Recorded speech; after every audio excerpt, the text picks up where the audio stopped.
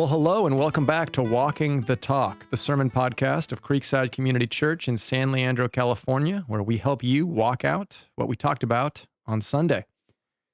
My name is Jeff Bruce. I'm a pastor. I happen to be with other people who happen to be pastors. Max Butler. Howdy. John Bruce, my father. Yes. What kind of yes was that? It was an embracing of all those roles. I couldn't tell from the inflection if it Yes. was like a yes. Like you were being asked a question. How are you, Dad? I'm good. I'm good. Yeah. Busy morning, Yeah? a lot of issues. Really? Good to be here. Yeah. Do you have a lot of issues this morning, Max? Not particularly. I'm intrigued by what those issues might be, but I don't think we have. That's not what we're here to talk That's about. neither here nor there. I'll tell you the issue in my house. You know, a great thing about being parents of teenagers is you get to take finals all over again. Oh gosh. Are they doing finals? Yeah, they're in finals week right now. So Addie is knee deep in it. And she's working so hard. I'm thinking, I never worked this hard on finals in high school. So Yeah. I'm very impressed. You never had any. You were homeschooled. We didn't do finals. Gil's been pretty chill. I mean, he's working. I mean, he's working, but he knows better than to ask us. You know, I mean, what? He'll be soundly rebuked for ever coming to his parents with such a No, I mean, we Foolish couldn't help him. That's the thing. It's like he's smarter than any of us. So with the humanities, I can offer some help. Yeah. But the math. once you put an S, a T, an E, or an M in front of it, good night. I am not going to help you. So Well, anyway, he's doing fine. good, man. Well, we are not talking about finals. We're talking about 1 Timothy, Exactly. and we are working through 1 Timothy 5, starting with the passage Kyle preached. Is there going to be a final at the end of 1 Timothy? There will be a final. Okay. There will be a final.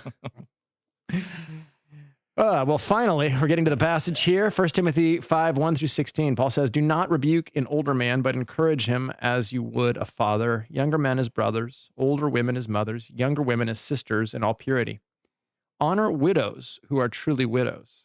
But if a widow has children or grandchildren, let them first learn to show godliness to their own household and to make some return to their parents, for this is pleasing in the sight of God. She who is truly a widow, left all alone, has set her hope on God and continues in supplications and prayers night and day. But she who is self-indulgent is dead even while she lives. Command these things as well so that they may be without reproach. But if anyone does not provide for his relatives, and especially for members of his household, he has denied the faith and is worse than an unbeliever. Let a widow be enrolled if she is not less than 60 years of age, having been the wife of one husband and having a reputation for good works. She has brought up children, has shown hospitality, has washed the feet of the saints, has cared for the afflicted, and has devoted herself to every good work. But refuse to enroll younger widows, for when their passions draw them away from Christ, they desire to marry and so incur condemnation for having abandoned their former faith. Besides that, they learn to be idlers, going about from house to house, and not only idlers, but also gossips and busybodies, saying what they should not. So I would have younger widows marry, bear children, manage their households, and give the adversary no occasion for slander. For some have already strayed after Satan. If any believing woman has relatives who are widows, let her care for them. Let the church not be burdened, so that it may care for those who are truly widows." I thought Kyle did a great job with this passage of showing that it's not just about widows. It's about our responsibilities at different seasons of life in the family of God and understanding what season we're in and embracing that role. What did you think? Yeah, I thought a point that he made is that how we treat widows is kind of the canary in the coal mine, in terms of how we're doing everything. Because if widows are cared for, it means we're caring for the truly needy. Yeah. Among us. So I think this is it's about widows for sure, but it's more of a indication of the character of the whole congregation. Yeah. How we do that. Yeah. Is the house healthy? Yes. Yeah. I think the passage, and Kyle did a great job of bringing this out, of just defining truly what a needy widow is, too, versus just semantically saying, technically you might be a widow, but you might not necessarily be in a position where you're as needy. Yeah. Yeah. Yeah, I mean, you get the sense that in this culture, people died a lot earlier. Yeah. For one, life was pretty brutal, and whether it's war or work accidents or illnesses, a lot of men got wiped out pretty early in life, and so there were a lot of widows in this church. And what strikes me is that Paul, you think, oh, it's a passage about care. In a way, it's about the criteria for care. It's about really understanding who is responsible to do what in the kingdom and in the church, and then who should we prioritize in giving care. Hmm. It's not indiscriminate by any means, and I think that's one thing that stood out to me. And it just strikes me that some of Paul's strongest language here isn't directed toward the spiritual family, it's directed toward the natural family. Yeah. Yeah. Why do you think that someone who refuses to care for members of their household, and here I think it's the elderly, the widow, why would Paul say they've denied the faith and are worse than an unbeliever? That is an extremely, I think there are few statements that strong in terms of denunciations. What connection is Paul making there? I think he's making the connection between the Ten Commandments to honor your mother and father. And it's one thing to say, yeah, I'm a believer. I believe in God. I believe in the scriptures and all those things. But when there's just such a clear command that this is what you're doing and you're neglecting that command, how can you say you're a believer in God? Yeah. Because you're not doing what he said to do. So I kind of see that connection. Yeah. It also seems to me like there's the first, Kyle brought this point out. The fifth commandment is the first that talks about how we relate to people. So Yeah. it's structured in such a way that the first human relationship that we're kind of responsible for dealing with well is our relationship to our parents, our family. Mm-hmm. And since this whole letter is about the healthy, happy family, I mean, we have to start with a healthy, happy family. Yeah. With your biological family. Yeah. And it's not always the case. I mean, there's definitely dysfunctional families, and it's difficult sometimes to do this, and yet we're challenged to figure out what it looks like. Yeah. I thought Kyle made a good point that none of the 10 commandments are conditional or case law or something like that. The way they're presented as is this is what you must do, Yeah. or this is what you must not do. Mm-hmm. And I think with relationships, we often think, well, if my parents are really off the rails or they've really mistreated me or whatever. And, certainly we could talk about relational boundaries, but I think that the focus of the fifth commandment is really ensuring that your parents are cared for in old age. And to the degree that it's possible, ensuring they can age with dignity and not simply be abandoned. Yeah. And ensuring that you're cared for. And certainly in an ancient society, the weight of that would have fallen on the family in a unique way, where there weren't the kind of social safety nets we have today. And so it really shows, am I honoring God? The if I'm honoring my parents, because it's a unilateral thing. It's just, this is the way God has set it up. And Mm-hmm. Lord willing, my kids do this for me someday. And so I want to model what it looks like to honor the figures of authority that God has put in my life. Yeah. Yeah. I mean, I think our society is so different in terms of the amount of independence people have up until their old age, Yeah.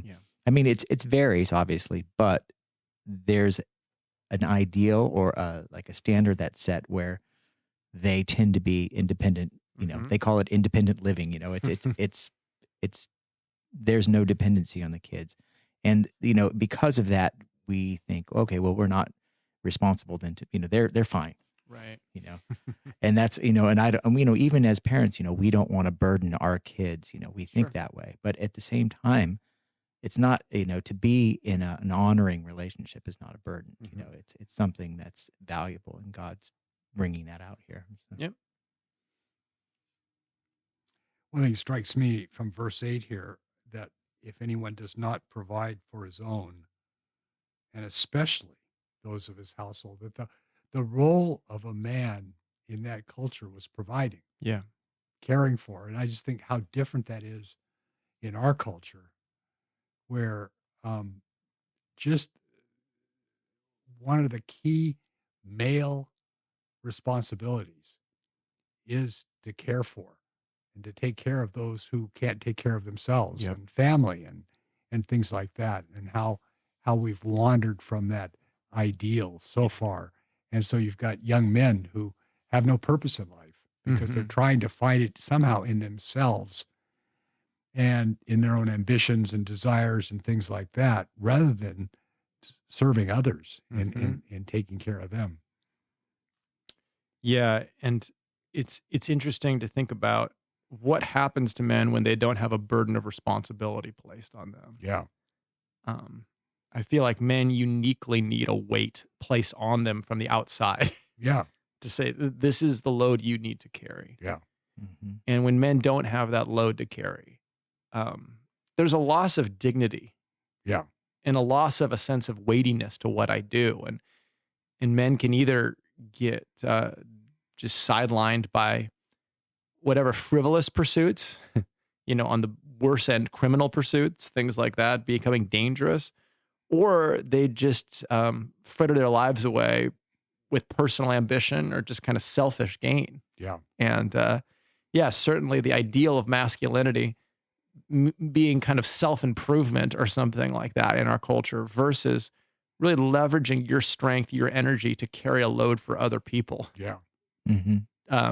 Yeah, I think that's critical. I mean, God has made us like sharks. If shark stops moving, he dies. Because Yeah. that's the way their gills work. They Yeah. have to have the water has to flow through their gills for them to get oxygen. Yeah. And I think the same thing is true of men. Men have got to keep moving, Mhm. or we don't do well. Yeah. Well, and like a shark, I need to be eating constantly, Yes. or I will die. Oh, of So course, you need the energy. I need that energy, man. Absolutely. I just love to eat. That's what I think of. No, that's good. Yeah, it's interesting that Paul. What I appreciate, he's very realistic about the way people are cared for here, and I think that realism Yeah. is refreshing in a sense that yes, the church has a role to care for the vulnerable, but realistically, the church can't care well for every single needy person. And that's why God has established different institutions Yeah. to fulfill different ends. Yeah. And the natural family does have a primary responsibility to the elderly in their family. And I just think what strikes me is how that is taken for granted in so many cultures around the world that, Mhm. of course, we don't exile the elderly or remove them from the family or just kind of Yeah. neglect them. And in the West, I think because we have such a obsession with freedom and lack of constraints, Yeah.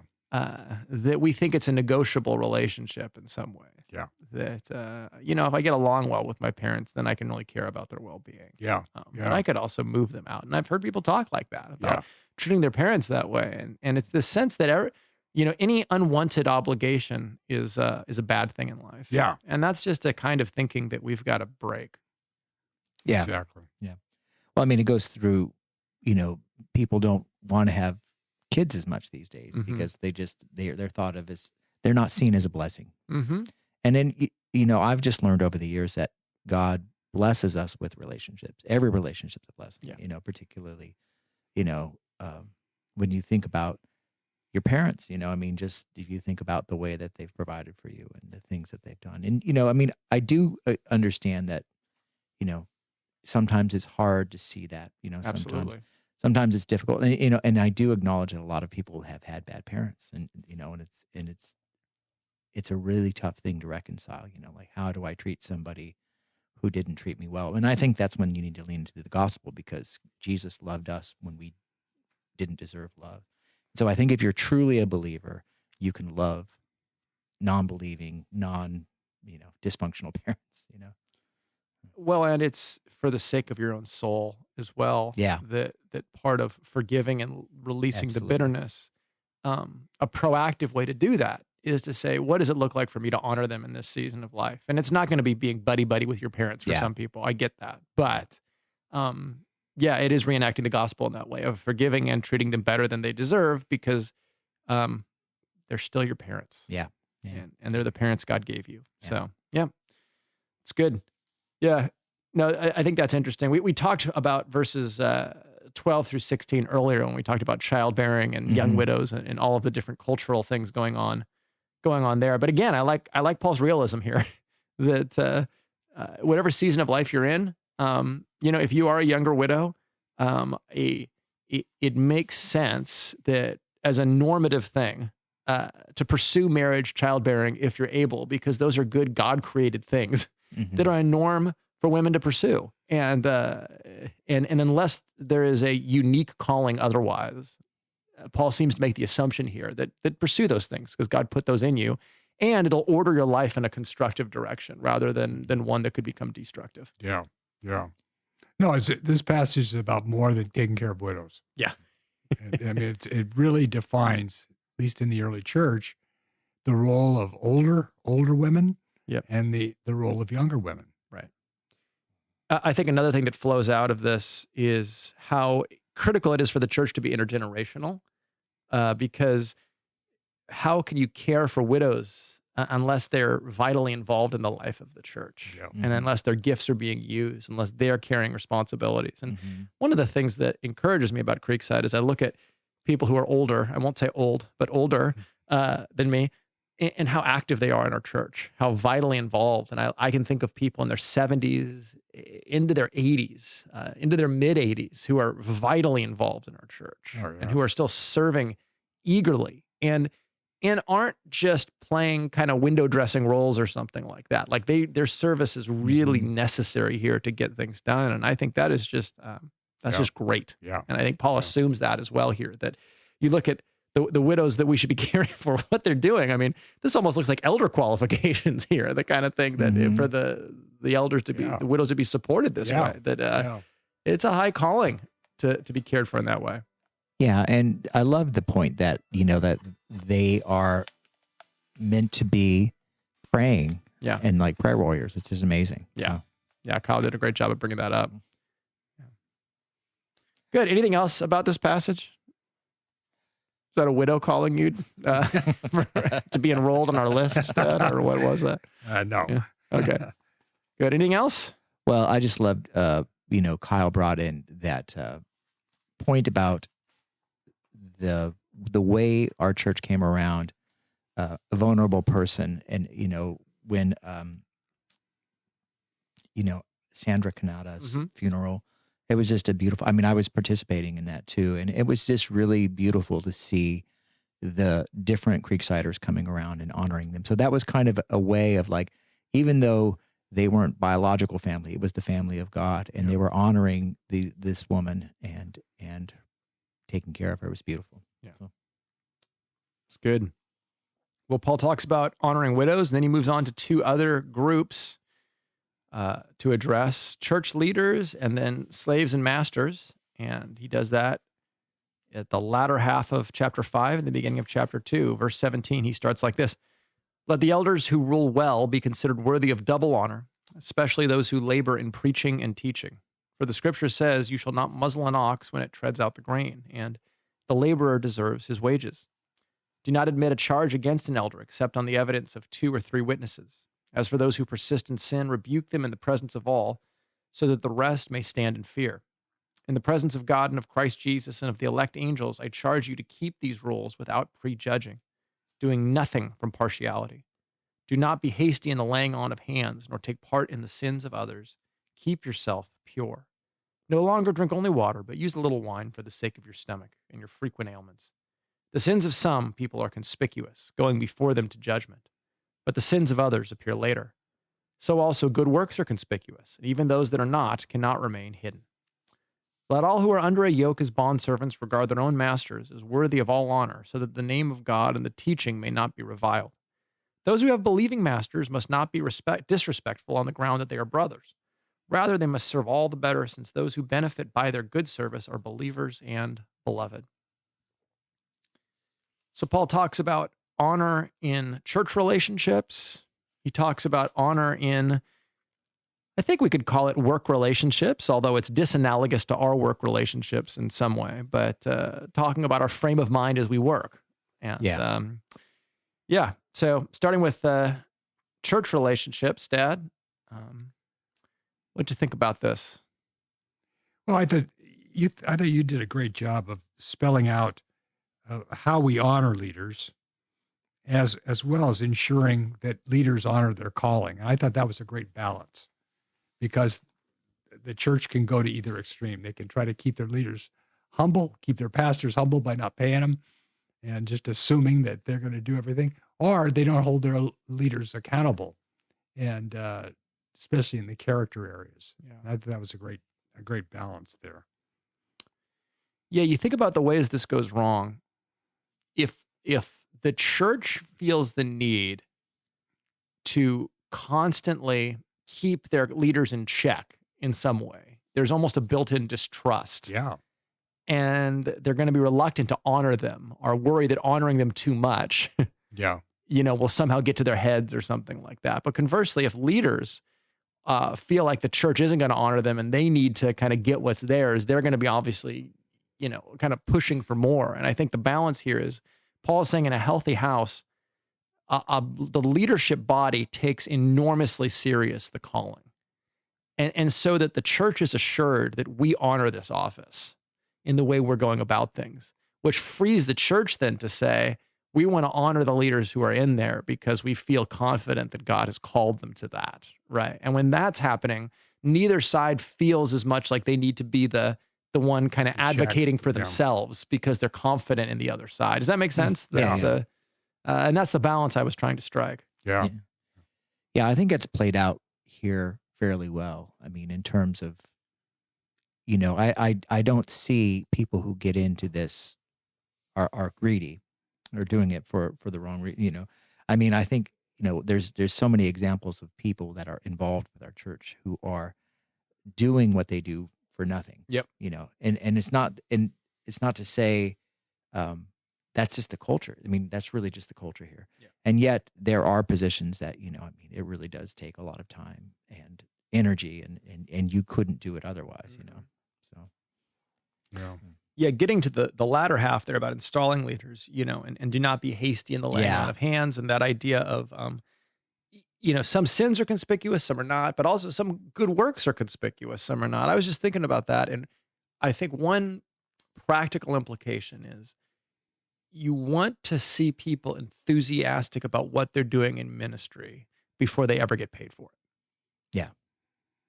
And if there's any sense from the people serving that, I'm really going to need to get paid to this to keep doing it, or, just a reluctance, almost a need to kind of create a transactional system serving in the church, that's a flag to say, if this is where you're called to serve, just serve with joy. Yeah. And so I think of, we've had unpaid elders giving sermons, and then, hey, I'm an elder, so I'm going to give a sermon here. That's a ton of work, but it's also an honor to give a sermon. So I'm just going to give a sermon and not expect something from this, right? And that's the kind of culture you want to create, so that when you're paying people to do something, you're freeing them to do the thing that they feel called to do. Yeah. Does that make sense? Yeah. Do you agree with me, Dad, on that principle, or how would you frame it? Yeah. I think what I see here, we're in the age, and have been for some time, the age of the entrepreneur in churches. And so you see that the ideal situation is the motivated individual who's able to start things and stuff like that. And then they surround themselves with a group of yes men so they can be Keep doing that, so they can be biblical and have elders. Right. Yeah. But then they run into trouble. Yeah. Eventually, because nobody can run the church by themselves. And if you haven't taken the time to build strong elders, strong leaders, the whole thing eventually collapses on itself, because no one human being can take that kind of pressure to be the only leader of the church. And that's why I think throughout the history of the church in the New Testament, they were always diligent to appoint elders in every place, they went. And that's what Paul's talking about here is that how do we find the best guys? How do we keep them in check? How do we discipline them? How do we reward them? All these things that body of elders is so crucial to Yeah. the health of the overall body. Yep. Yeah, well, in many ways, it's a microcosm of the church Yeah. in general, and that if the elders' relationships are healthy, those can pour out into the rest of the church in healthy relationships. Yeah. As a representative body of the church as a whole. Yeah. And it's not something you can do in a hurry.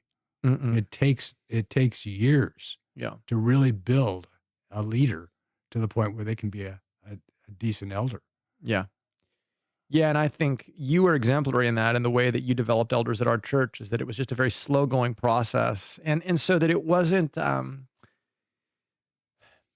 wasn't mysterious who should be in that role once it got time for them to be in that role, because they were such a known entity. Yeah. And their record was so clear, and they were so known and could be trusted with it. And so, I think that's actually the danger of formal mechanisms. I think you need them. I think you need training. I think you need assessment. But to me, those are on the tail end of a long time in relationship and ministry, to just see people for who they are. Mm-hmm. Yeah. Because whoever they are, they're going to be in that role. Yeah. Just like marriage doesn't make a man chaste, Yeah. right? Installing it as an elder isn't going to make a man a prayer warrior or anything else like that. And Yeah. if anything, it'll just magnify the sins that are there. Yeah. Yeah. Yeah. I mean, well, it's interesting. My ascendancy to eldership here was kind of interesting for me. I didn't really actually see it coming. I mean, I think I aspired to it in the sense that I knew I wanted to be in ministry, and I felt Right. called into that. But coming onto the elder board, it was part of the process of being on staff here. And so from my perspective, I was honored to be asked. Mhm. And then so I kind of wanted to, I have to realize, like, wow, this is a role of honor. There's a lot of things in my life that's going to have to, they're going to reflect the honor of the position. Yeah. And then so, the way I act in public now is always a representation of the church. And so I'm going to have to make sure that I want to represent, Creekside and ultimately Christ in the right way. So, I mean, I was kind of honored by the opportunity, and yet, but I think I was doing what I was doing the things relationally. I was serving in the ministry, and I was happy to do it. So, Yeah. No, and I was thinking about all of our staff, and almost to a person, they were doing things in ministry like they're doing now before they were on staff doing them. Yeah. And I think that's a great indicator that they were drawn to do those kinds of things because they love those kind of things. Yeah. And the reality is, once you're in ministry, it's never clocking in, clocking out exactly, because you have all of these relationships and you're still part of a bigger body. And Yeah. so I think that's where the church honoring with, generous compensation, fair compensation really helps to free people. And I think what I would just say is, there's all of these, discussions about co-vocational, bivocational ministry. And, I think there are some kinds of ministry that can be done co-vocationally, where you're doing two things at the same time.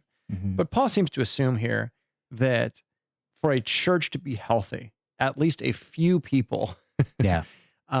really need to be freed to pour themselves in to the life Mhm. of the church all of the time. Because it is labor. It is so much labor to think through all of the different facets of what it means to live as one body. Absolutely. And a lot of it is just the administrative headache of figuring that out. Yeah. Right. Yeah. And being able to being willing to take that on to really free people to do ministry. Right. So, Right. Yep. No, that's good. Seems like co-vocational makes sense, particularly if part of your co-vocation is your ministry field. Yep. I mean, if you're actually ministering to people at your work, mhm, I mean, that's a great thing. absolutely.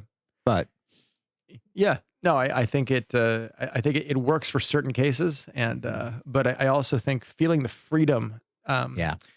Because I think the issue of funding is always a sensitive one, Mhm. and you always, in the back of your mind might have this thought that, I'll have a side hustle, I'll have this thing over here, I'll have that thing over here. And I just think realistically to start a church and the amount of just relational time and effort and blood, sweat, and tears it takes. I mean, you look at the way that Paul describes discipleship to Timothy in 2 Timothy 2 and the three images he uses there. An athlete training for the Olympics, a soldier who's been enlisted, and then a farmer working on the crop. None of those things are side hustles. Yeah. Yeah.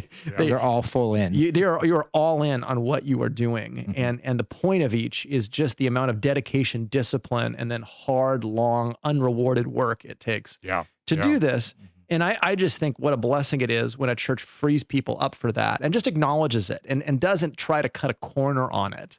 And really, it gives that assurance that this is something I should be spending my time in, and by extension, devoting my life to. Yeah. Great. Any thoughts on slaves, masters, all of that? Well, I think it's revolutionary. Yeah. For the slave to treat their master as if he was Christ, and with great respect, because they didn't do that. Yeah. And that was just a whole different way of looking at things. And of course, the view of slaves were changed with the church too. Yeah. Because it was the one place where slaves and masters were all on equal footing. Yeah. And conceivably a slave could be an elder in the church. Yeah. And have to call their master to account for something. So, yeah.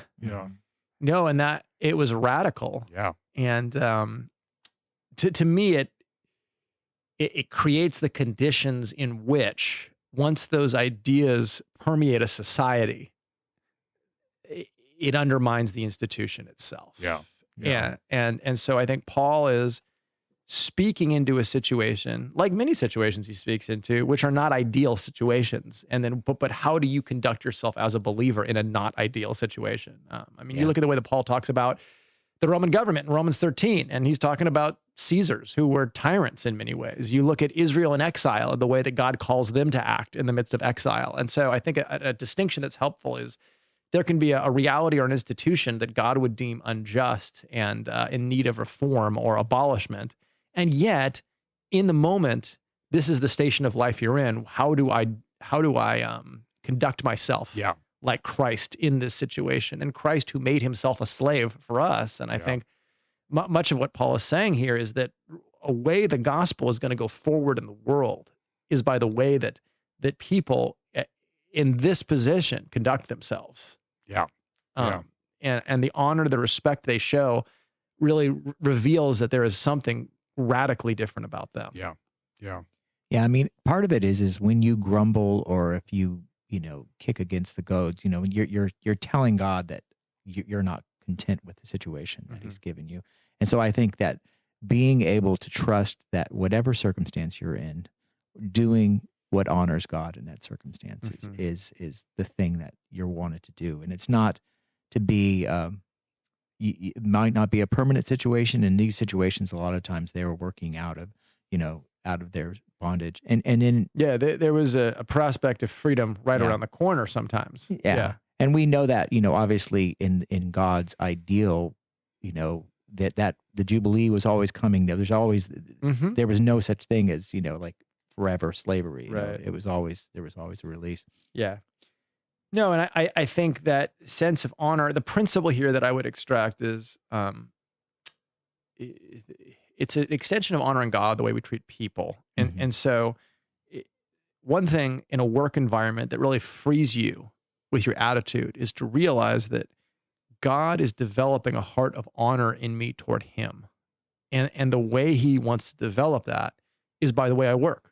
Yeah. And my attitude. Yeah. And the way I treat someone who is overseeing my work. Yeah. Is really important to God.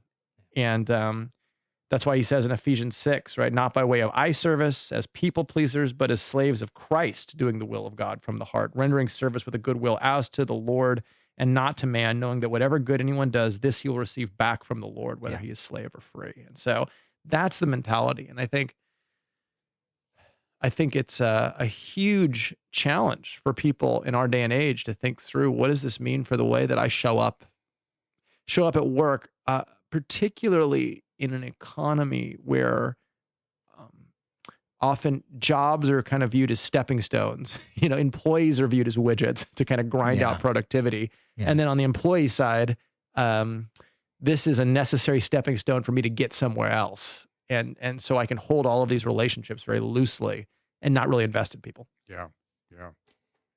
And you're not treating your employer well, so they'll give you a raise or not fire you or anything. It's got to do with God's honor, that you are demonstrating what God is like through the way you treat your employer. Yeah. And that's the whole motive there. Mm-hmm. Yeah, and if you feel like you're getting shortchanged at work, financially or any remuneration or anything like Mhm. that, if you're a believer, you ultimately those aren't your riches. Your wealth is in Christ. You're not working for a better. I mean, obviously you want to get the more money. If you get compensated, that's great. But ultimately, your riches, your hope's not in your money. It's not in all of that. It's in who you are in Christ. Yeah, and the tension that believers always have to navigate is, listen, we live in a fallen world with fallen systems, Mhm. and it's great to seek to reform them as we're able. But then what do you do in the meantime when you're not living in an ideal situation? And that's a lot of the New Testament is written to people in that Yeah. situation. And people who had much less prospect of any change coming than we do. Yeah. And so this is a politically powerless, marginalized sect, Mm-hmm. that in a big picture sense has no agency to change the world in that way, right? And so how are we going to change the world from the inside out? This is how we're going to do it. Yeah. But I think sometimes Christians can forget that and get impatient with a less than perfect situation. Oh yeah. No, it's just get swept up with the gossip of the hard feelings, Mhm. or gosh, our boss is a jerk. Mm-hmm. Attitude that everybody else has, and you just kind of fit into that, Right. and it's deadly. It's deadly, and it also takes courage to differentiate yourself Yeah. from that at work, Yeah. because that workplace culture, you can really stand out and be weird by going against it, but also it can cause you to be ostracized in some ways. Yeah. If you're not willing to kind of play office politics or things like that to get things done. Yeah. Mhm. And so that's why faith at work is such a critical thing. Yeah. It's good. It's good. I also like that Paul honors full-time ministry and other forms of work here. I think that's just an interesting thing to bring Yeah. up, that he sees the sense of calling in both spheres. Mm-hmm. Yeah. Good. Any other thoughts? We all thought out? All thought out. Good. Well, I'm Well thought out. well thought out. Well, this is the last podcast of the year, so we'll come back sometime in January. But guys, thanks. It's been a Yeah. good year of podcasting. It has. How long have I been on the show? I can't remember. When did I start? When did somebody give me a mic? Pretty sure you gave yourself a mic, Okay. Max, but I know who that person is. Yeah. No, it's been a good year. been a good year. Well, listeners, thanks. Have a wonderful Christmas. We'll see you again in 2026, Lord willing.